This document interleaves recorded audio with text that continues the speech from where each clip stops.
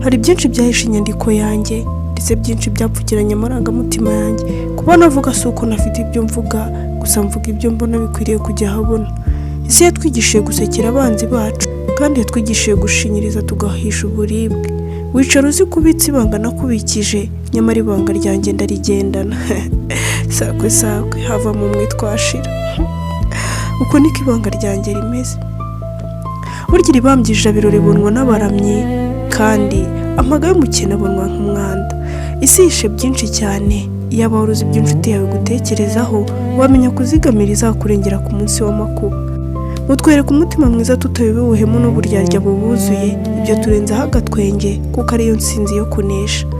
Iminsi izakubwira uko ugenza, ariko ntizagukurikira inyuma y'ubuzima n'ubuzimu. Reka kuba umucakara w'ibihe, usobanukirwe icyo ubereyeho. Va mu bidafite umurongo, wubake umurongo maze weho wongere uhobere ubuzima.